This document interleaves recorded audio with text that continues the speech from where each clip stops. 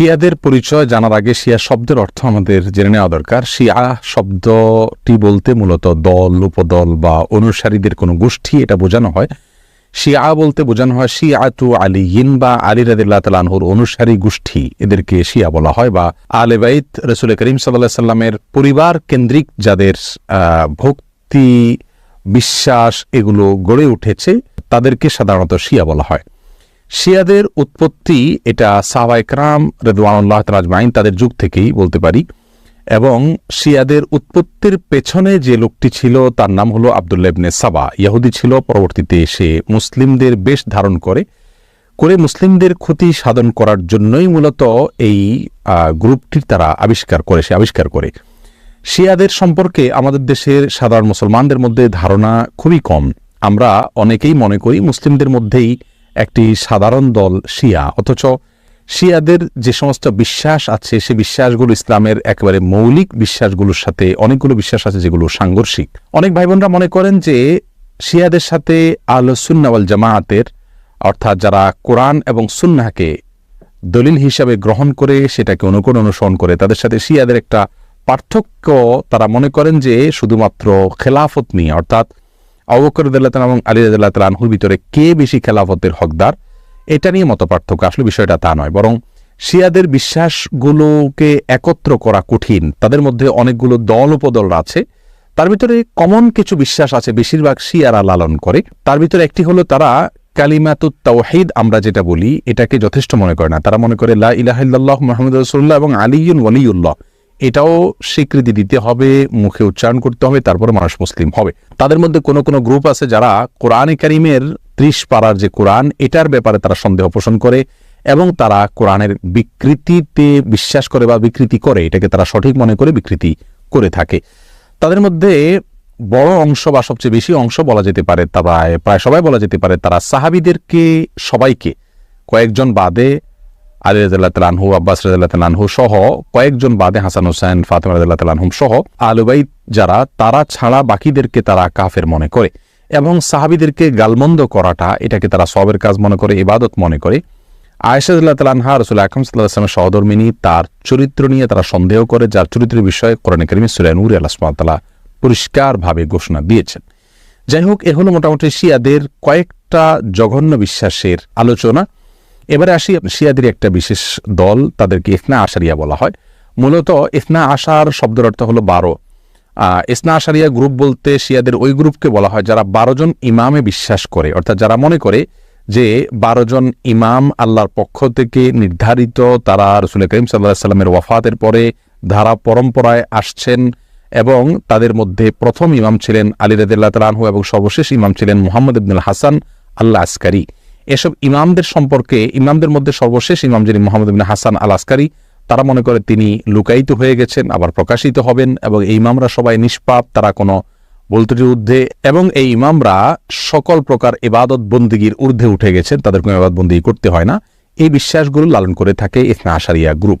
শিয়াদের ব্যাপারে আমাদের ধারণা কি হবে, তাদেরকে আমরা কাফের বলবো কিনা? উত্তর হলো শিয়াদের মধ্যে যারা আয়েশা রাদিয়াল্লাহু তাআলার চরিত্র নিয়ে সন্দেহ করে, কোরআনের ব্যাপারে যাদের সন্দেহ রয়েছে এবং বিকৃতি সাধন করে থাকে, এবং কেউ কেউ আছে রাসূল করিম সাল্লাল্লাহু আলাইহি ওয়াসাল্লামের রিসালাত নিয়েও সন্দেহ করে। তারা বলে যে জিবরিল ভুলে রাসূল করিম সাল্লাল্লাহু আলাইহি ওয়াসাল্লামের কাছে রিসালাত নিয়ে আসছিল মূলত আলী রাদিয়াল্লাহু তাআলার কাছে। এরকম আর অনেকগুলো বিশ্বাস লালন করে।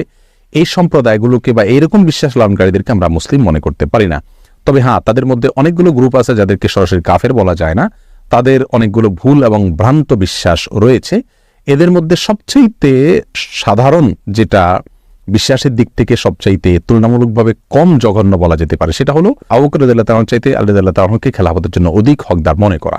শিয়াদের অনেকগুলো ভ্রান্ত বিশ্বাস নিয়ে বিস্তারিত এবং বিশদ আলোচনা করা দরকার, তা না হলে তাদের বিষয়ে আমাদের ধারণা পরিষ্কার হবে না।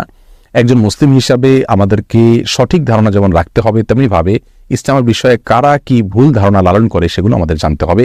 কোরআন নিয়ে যারা সন্দেহ করে, সাহাবীদেরকে যারা গালমন্দ করে, সাহাবীদেরকে যারা কাফের মনে করে এবং রাসূল করিম সাল্লাল্লাহু আলাইহি ওয়াসাল্লামের সহধর্মিণীর চরিত্র নিয়ে যারা সন্দেহ করে, কোরআনের বিকৃতি যারা সাধন করে, এদের ব্যাপারে আমাদের ধারণা কি হওয়া উচিত সেটা আমার মনে হয় যে কোনো সাধারণ দর্শক শ্রোতাই আমরা সহজেই সিদ্ধান্ত নিতে পারবো। এটা বলে যে আমরা নজবিল্লাহ সাহাবীদেরকে মুরতাদ আখ্যায়িত করি, সেটাও একটা মানে অপব্যাখ্যা করা হয়েছে।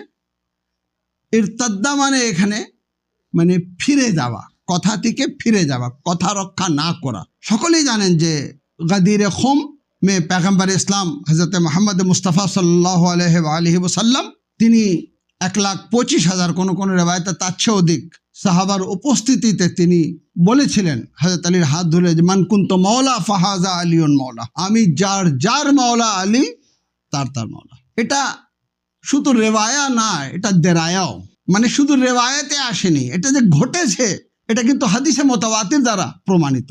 এখন প্রশ্ন হচ্ছে যে গাদিরে খুমের পরে पैगंबर ইসলাম সাল্লাল্লাহু আলাইহি ওয়াসাল্লামের বিদায় নেওয়ার পর গাদিরে খুমের এই ঘটনা ভুলে যাওয়া উচিত না।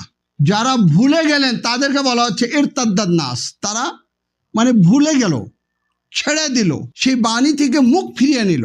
এখানে ইরতাদ্দা বলতে মুরতাদ বলা হচ্ছে না। মুরতাদ যে বলা হয় যারা ইসলাম থেকে মুরতাদ হয়ে যায় তারা কাফের, এটা এইভাবে না, ভাষাটাকে বুঝতে হবে। বিসমিল্লাহির রহমানির রহিম। শিয়াদের মধ্যে অনেকগুলো ভাগ আছে, অনেকগুলো গ্রুপ আছে।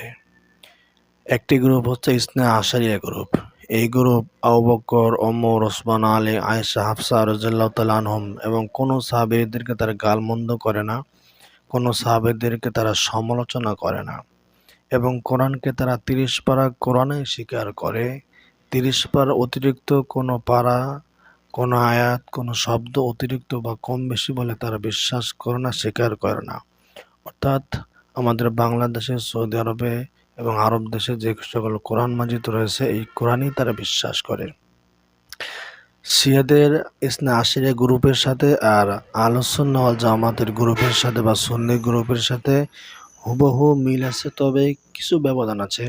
যেমন একটি ব্যবধান হলো তারা বলে যে আবু বকর, ওমর, ওসমান, আলী, ওসমান এই 3 জন সাহাবী থেকে আলী রাদিয়াল্লাহু তাআলা আনহু উত্তম, মর্যাদাবান বেশি, এবং তারা বিশ্বাস করে প্রথম খলিফা আবু বকর ছিলেন, কিন্তু তারা বিশ্বাস করে প্রথম খলিফা আলী হওয়া উচিত ছিল।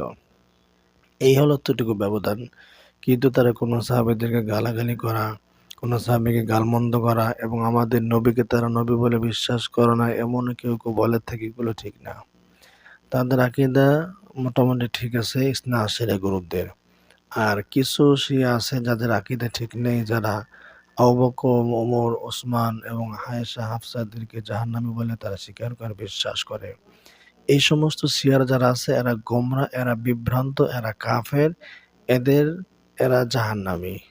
কারণ এরা কোরআনকে বিশ্বাস করতে চায় না। কারণ কোরআনের ভিতরে আবু বকর, ওমর এবং আয়েশা সিদ্দিকা রাদিয়াল্লাহু তাআলা আনহার ব্যাপারে অনেক আয়াত রয়েছে যা তাদের গুণগান বর্ণনা করেছে। সুতরাং যারা আবু বকর সিদ্দিক রাদিয়াল্লাহু তাআলাকে গালিগালাজ করবে, আয়েশা সিদ্দিকা রাদিয়াল্লাহু তাআলাকে গালিগালাজ করবে, তারা কোরআনকে অস্বীকার করে, সুতরাং তারা কাফের।